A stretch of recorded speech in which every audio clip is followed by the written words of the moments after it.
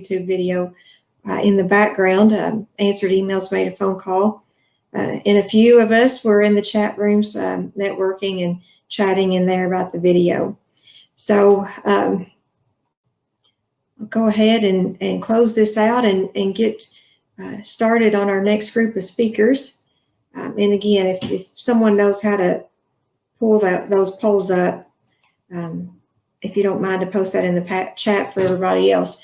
Our next group of speakers, they are going to discuss virtual public involvement. And ever since I was in planning, I always thought that we could be doing a little bit better with our virtual public meeting platform. And I think this is one thing that the virus has advanced us into very quickly, and we are where we are now. So I'm excited to hear this group. We have Stephen DeWitt. He leads the planning, strategic planning corridor team for KYTC, and he acts as the liaison for districts 3, 6, 7, and 10. He's a 2013 graduate of Purdue University, and he initially worked in Kentucky as a consultant, and he's worked at the Transportation Cabinet since 2018. And outside of the cabinet, he works as a high school basketball and soccer official. We also have Ms. Patty Dunaway, and after 27 years of experience with KYTC, including the District 4 Chief District Engineer and also our State Highway Engineer, Patty joined Michael Baker in 2018, where she continues to serve Kentucky and work in the transportation engineering arena. And then third on our group today is Mr. Rob Hans, and Rob serves as the office market leader for both Lexington, Kentucky and the Cincinnati, Ohio offices for WSP. Rob joined WSP USA after a successful 27-year career with the Kentucky Transportation Cabinet. And during his career with us at KYTC, he was the District 6 bridge engineer for 7 years, and he was also responsible for the inspection and maintenance of over 1,000 bridges in northern Kentucky. He served as branch manager for maintenance and then branch manager for planning, where I met him before his appointment as Chief District Engineer in District 6 where he retired.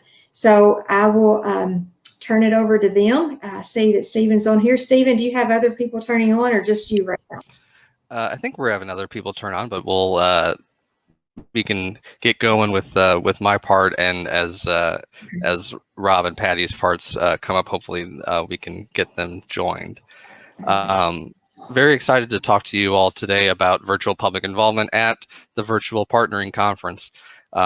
This is a topic that has exploded in popularity, of course, over the last 25 weeks, and going to share a brief kind of background about where the cabinet was with virtual public involvement before the pandemic hit, and then the development of some guidance from KYTC about how to hold virtual public and stakeholder meetings, and also speak a little bit about public hearings that have a virtual component, before turning it over to Patty and to Rob to talk about some ongoing project examples where we're doing some public involvement virtually. And then I'll come back and discuss a few ongoing hurdles that we still have to work through, that we will be, that we just need to a little bit more clarity on as time goes forward.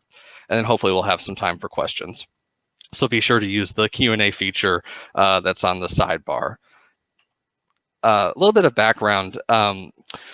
Virtual public involvement has been included in Federal Highways Everyday Counts 5th edition over the last couple of years.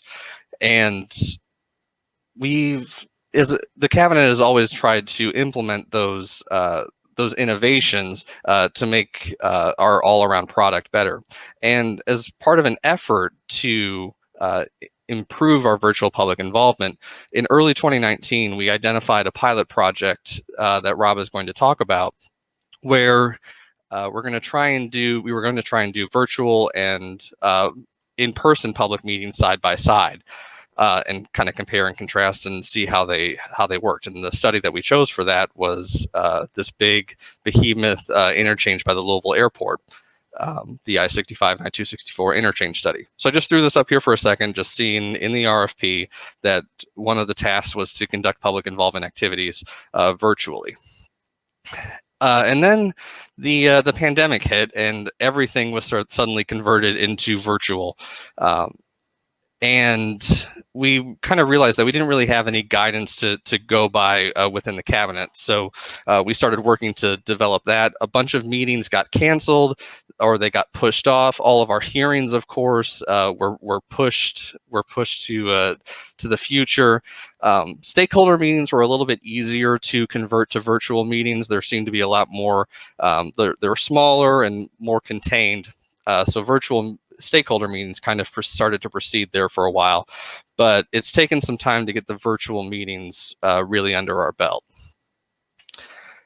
And so planning, highway design, environmental analysis, and public affairs all got together and ripped off and duplicated similar efforts that had gone on in other states, particularly Indiana and Virginia, and came up with some virtual public meeting guidance. And this guidance is available in the handouts tab if you haven't seen it before. It's a very flexible document that kind of allows project teams to pick and choose what is going to work best for them in their situation. And we expect that this guidance is going to change as more information comes out from other states, more best practices are identified, and we're going to continually update it as it goes along. It is important to note that all of the guidance that's in Highway Design's Guidance Manual, HD 600, all that still applies. You need to make sure that all of your public engagement complies with state and federal laws and regulations. So that's important to note right off the bat. I'm going to touch on a couple of things that are in this guidance, and then we can see how that guidance has been applied in ongoing projects. A public meeting doesn't matter very much if no one attends. And so getting people to your meeting is of absolute importance. I've always liked the personal invitation, as I'll call it, for the USPS Every Door Direct postcards, where you spend 16 or 18 cents, whatever it actually is, and you can send a postcard to every house or every business or every address on in a particular zip code, on a mail route, what have you. And those tend to be very successful in getting people involved in projects. Of course, we have our tried and true method of what I'll call passive invitation, where we put up the variable message boards. We actually have our planning's first live virtual public meeting tomorrow night for a project that Patty is going to talk about. And the variable message boards for that are out right now. We also sent the postcards, of course, but the variable message boards are out on the roads right now. And how do you advertise a Zoom link on a variable message board? And what we came up with was to advertise the meeting and say to call the district office at this number for information on how to attend the meeting is kind of the best thing we were able to come up with. It's always important to leverage your stakeholders. We've had a lot of input come out of our projects being included in certain Louisville City Council people's newsletters that go out to their constituents. Church bulletins have also been very effective in other locations. It's also important to use the social media tools that you have available in the district to kind of get the word out.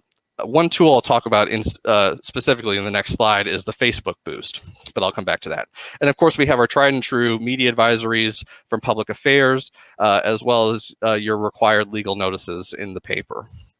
Now, the Facebook boost is great for drawing an area and targeting all of the people who basically use Facebook in that geographic area for very cheap. This is a screenshot from a study that QK4 is helping with on Hurstbourne Parkway. And in early June, we had our second round of engagement where we asked the public to take a look at potential improvement concepts. And for $30, we got 207 people to click onto the survey, which is great. For 14 cents each, that's fantastic. When we at least got 3,800 eyeballs on our on the project link itself. They didn't click it, but still getting 207 people for $30 is fantastic. There are basically two schools of thought with how to do virtual meetings right now, and that's to have kind of a month or 2 week long, we'll call it a town hall, where people can come whenever they want to and access the documents, take the survey, what have you. or you can have a live meeting where you have a set time and you kind of have a presentation, and we'll talk about that. That's what we're going to have tomorrow night down in Bowling Green. But the website is probably the most important part of your virtual public meeting. You can use a project-specific website like we've used for very large projects such as the Ohio River Bridges project. There's tools created by Esri, like the one I have shown, by ArcGIS, where you can kind of host all of your information on a GIS site, particularly useful if you use a story map to kind of explain things. Or just using the project page from the district. The important thing is to have all of your documents and all of your maps and everything that you want to show available early. Make sure that the survey that you want people to take is very visible. It's very clear what they want to do. And this is where you can also put a link to the recording of a live meeting if you have one. Also very important with all of these things that go out to the public is the ability to request hard copies and the ability to request accommodations. So all of those things are kind of the meat of a virtual meeting website. Now, the survey is the next important thing, and the survey, the most important thing about the survey, I think, is that you get the information that you're looking for in less than 5 minutes. You don't want us to have people spending oodles of time with a confusing survey. Just keep it short and simple. On the left, we've got a Survey Monkey, very easy to use. This is, again, for the Hurstbourne Parkway study from QK4. It's very simple to go through. There's I think there were 5 questions. There are lots of tools such as MetroQuest that are very flashy that have some really cool things in them. I just wanted to show off one of the things I've seen that we haven't been able to use in Kentucky yet, but has great applications for the future. And that is give people a budget with these coins on the screen and make them pick what their priorities are, because it reinforces the idea that all of the stuff we're trying to do actually costs money. We don't have any of it. And that there are trade-offs. If you want to do something, you might have to give up a need somewhere else. So just putting that out there as a potential tool. It's very important to remember your audience that you are expecting this meeting to be made up of. And you have to think through things like you don't want to stream heavy bandwidth videos where you don't have good internet speeds. Engineers in particular, I think it's a fear of not showing enough of not wanting to leave anything out. Sometimes we overshare all of the technical details and kind of vomit out all of this technical data at the public, which just tends to turn people off and make them go to sleep. And so if having that information there as a backup, in our Bowling Green study, we have all of that in a story map, but as you saw on the website, kind of just the bullet points of what we're after. And also try and stay away from the big engineering words that really only this circle of people knows what they mean, like reconstruct, and kind of keep it simple. If you're having a live meeting, it's always kind of basic common courtesy to have a splash screen at the start that has an introduction, how to use the meeting software, how to ask questions. As you can see here on the right, this is from the Cabinet's first live public meeting, virtual public meeting that was held in District 10 for an LPA project that Palmer helped us out with. The most important thing, if there's nothing else you take away from my rambling this afternoon, is that if you're going to have a live meeting, you need to practice it a lot. Just practice, practice, practice multiple times. You want to aim for your transitions to be as seamless as possible. If you're going from speaker to speaker or from video to speaker, making sure all of that runs smoothly. When you do the practicing, try and draft some of your staff to be test subjects and have them log in and show how it looks using a PC, using a work PC, try and avoid things getting caught by firewalls, tablets, if people want to try and join on a phone, see what that looks like. Keeping all of that information visible to all the users. Next important thing is use a moderator who's not also a presenter. Very straightforward there. we don't really recommend opening up the mics and opening up the cameras for everyone to talk. Most of these meeting clients have a Q&A feature built in, just like this one, where you submit a question, but not everyone can see it until the presenters choose to answer it. And so this ensures that the questions are moderated, that they are appropriate, and it discourages the grandstanding that you sometimes see in public meetings. If you're having a live virtual meeting, you want to keep it short and sweet, and you want to try and keep people engaged. I am violating this rule right now because I don't have a poll or anything for you, but having polls there for the public is very important to keep people engaged and keep them contributing, like they feel like they're contributing. Another important thing, as we all learn with virtual meetings, is to ensure that the presenters and panel mute their own microphones when they're not speaking. So you cut down on unnecessary background noise and whatnot. Our current setup for this conference right now is a great example. We all kind of have the same level of privileges, and so if I were to mute Mr. Hands, if I were to mute Rob's microphone, he wouldn't necessarily know that, and I am not able to unmute him. So he has to unmute himself, which means he could just start talking and no one would realize it.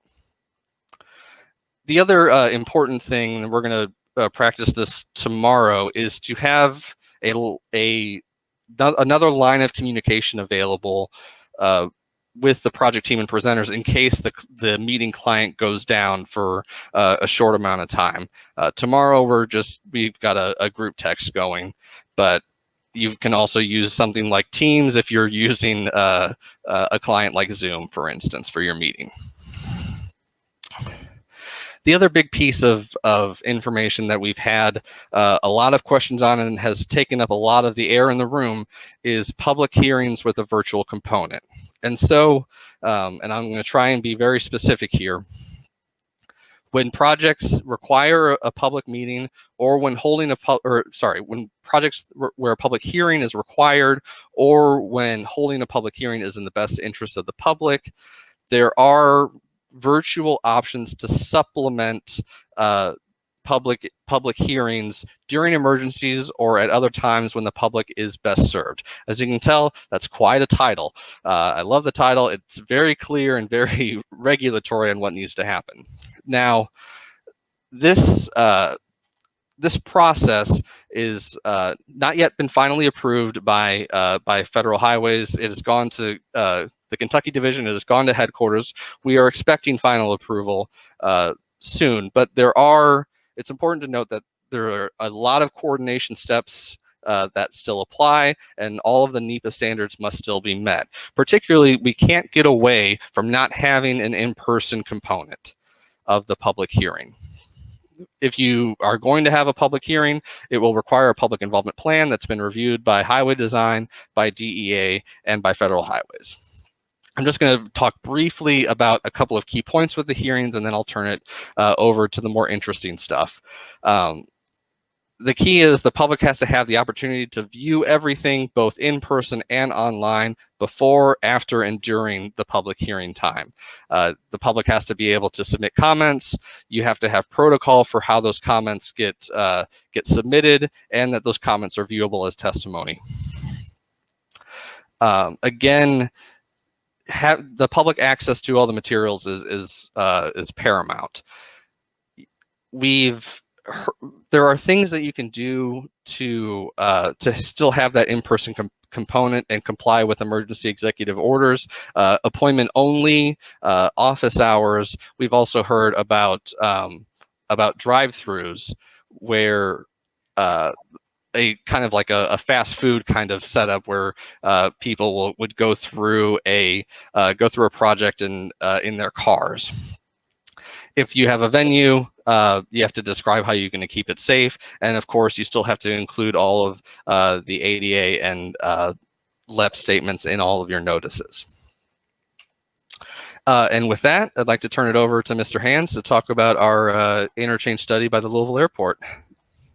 Thanks, Steve. And as you can see, I screwed up and came in too soon with my, you wanted a smooth transition, but I was afraid that my video might pop up or not pop up in time. So I came in a little bit too early. But I am excited to talk about the project that we are involved with. It's the I-65-264 Interchange Planning Study. That project started in November of last year. And as Steve had mentioned, we had a component in our scope to do a piece of this project, but primarily it was going to be the conventional in-person stakeholder, local elected officials, and public involvement type of process. We had it set up for April to be the first, April of 2020, this year to be the first round of public engagement with stakeholder meetings, local elected officials, and public involvement. Second round was going to be in October. And so going on here a little bit, and sorry, I didn't advance the slides. That was my second oops of the day. But so again, it started in 2019, the 2 rounds of public involvement, everything was set up, and we were going to have that virtual or the pilot project that Steve mentioned. We were going to have that as a small component for folks that couldn't make the public meetings in person. And then comes March, where everything changed. We were all geared up for the in-person public meetings to be held in April. We had to rethink everything. We had to go back and say, okay, our local elected officials and stakeholders meeting was going to be virtual. We weren't going to be able to have any live interaction for public involvement. So we looked at how can we do this and get the information out. So it was going to be key to have exhibits and handouts and things that we could share electronically to the stakeholders and then get out to the public. But we were going to also have to have some component of hard copy information that could be provided upon request for ADA assistance and ADA compliance. So with that being said, WSP and our teaming partner C2 Strategic worked with Amanda Desmond, the PM for this project in District 5, to look at what platforms, what formats that we were going to use to accomplish this task. We looked at the stakeholders, local elected officials meeting, and that was really the easier of the two. And we looked at doing that through a Zoom meeting, a Zoom platform, where we could then have the stakeholders just attend virtually. And we emphasized to the stakeholders when we did have that meeting, virtual meeting, that they were going to have to assist in getting this word out to their constituents who they represent, to so that they, when we got to the time where we wanted a public involvement, public feedback, that they would know to participate in this. I will say that of the stakeholders and local elected officials, we had over 70 invitees, and we had great response and participation in our stakeholder event.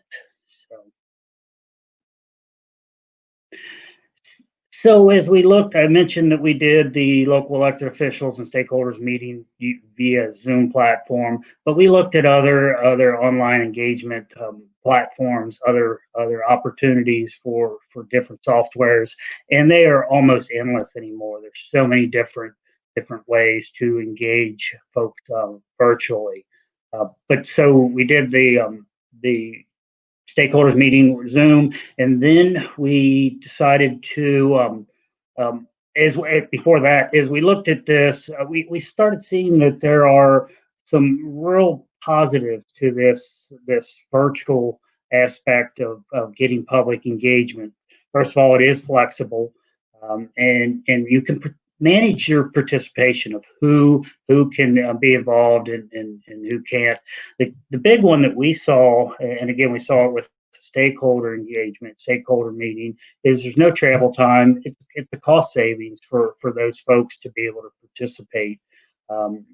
You can really adjust on the fly as far as what you're presenting to your group. And then, as you're going to see here with the public involvement component, we used a questionnaire, MetroQuest, and it really assists with the automated analytics of collecting feedback from the public as you gather it. So we set this up. Steve mentioned this as well. That for the public involvement portion, we set it up for a 30-day window that the public would be able to connect into District 5's website, then get a link to the MetroQuest survey information. All the details about the project were on District 5's website as well. We did produce a short video about the project that was posted on District 5's site also. And so all that information during the window that the public involvement phase was open was available for the public to view. So here's a shot of the MetroQuest survey. It's a real quick survey, but it provides a lot of great information to us, the project team. This was the first slide, just getting some general information out about the project. And you can see how we were trying to get as many people involved virtually. We did have email newsletters going out to interested parties. I mentioned the video, and then we tried to hit as many social media platforms as we could as well to get the word out.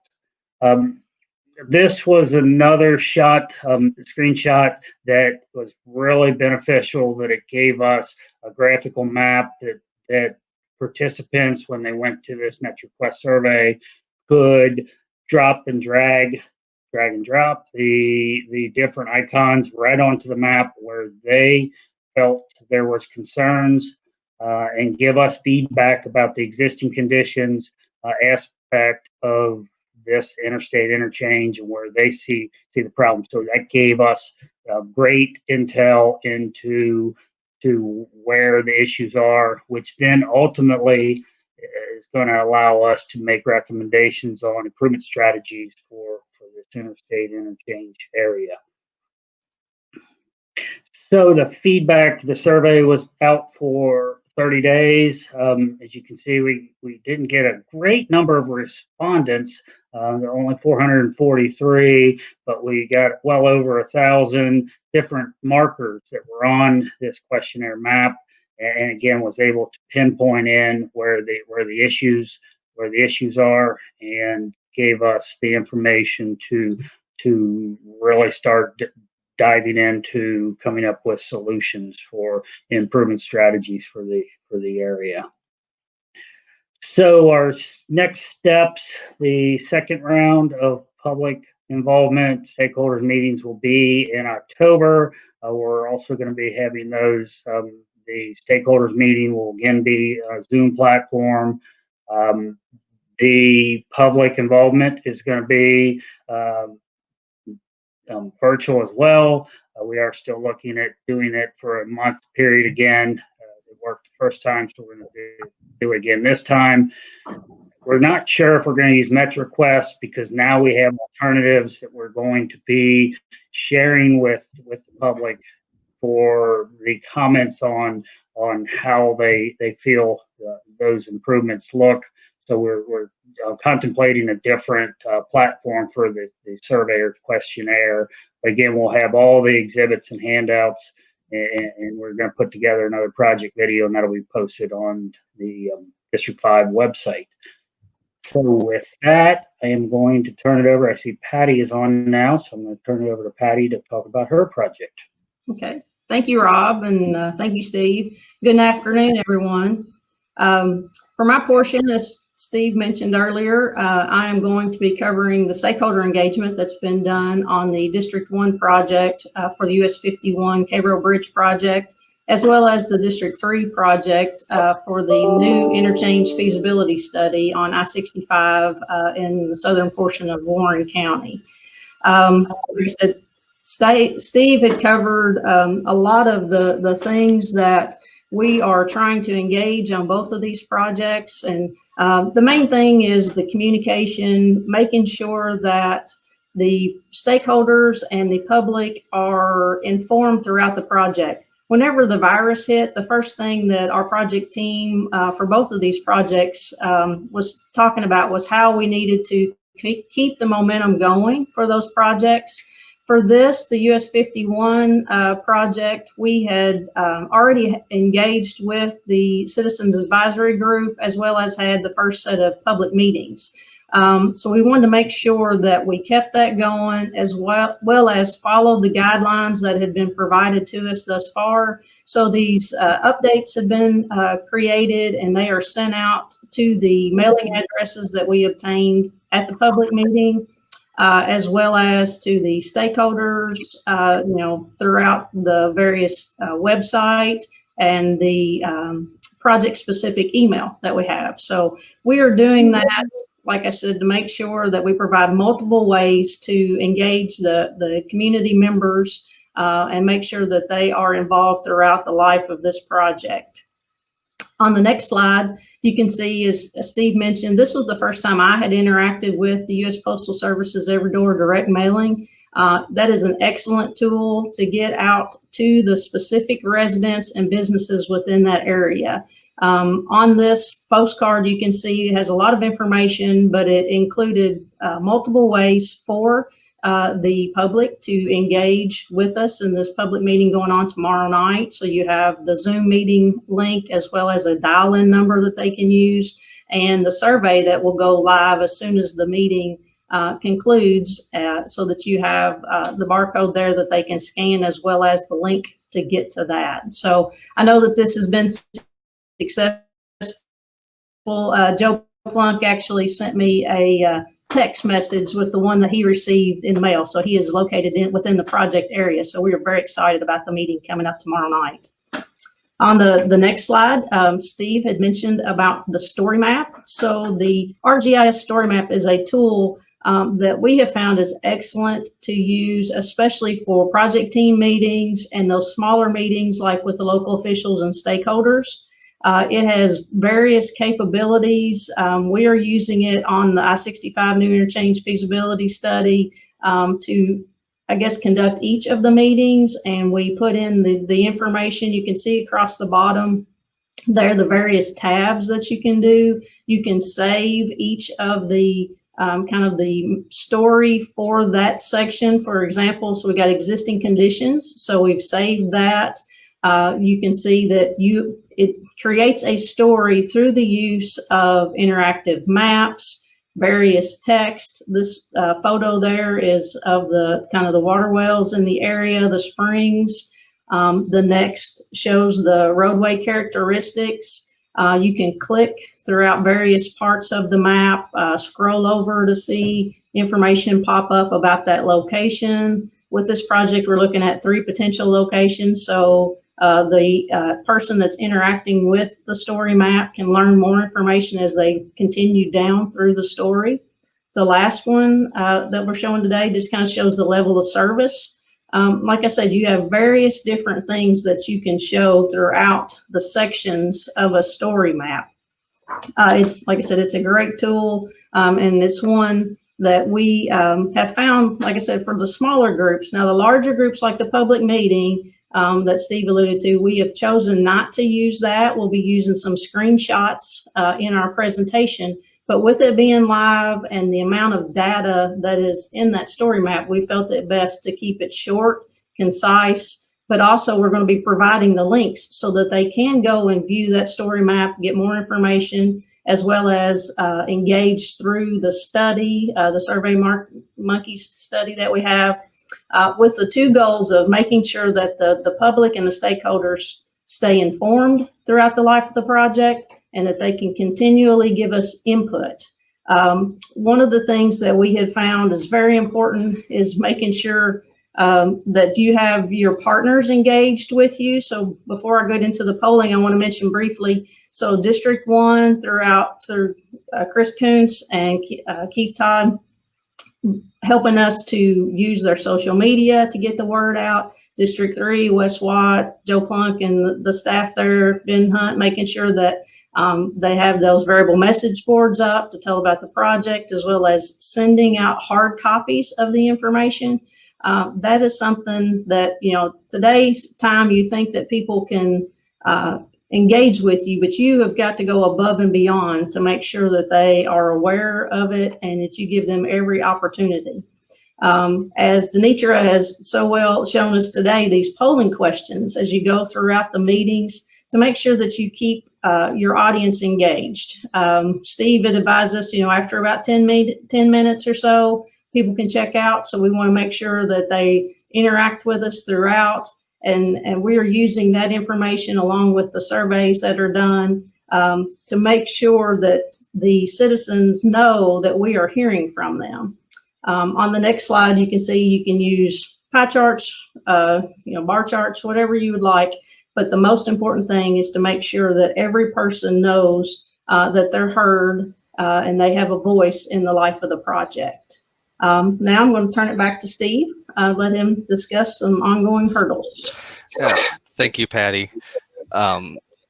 Hopefully everyone can indulge me for one more second as we kind of wrapped up this presentation. I wanted to talk about those couple of hurdles that we have encountered as the virtual world gets more and more involved. The first of these is environmental justice.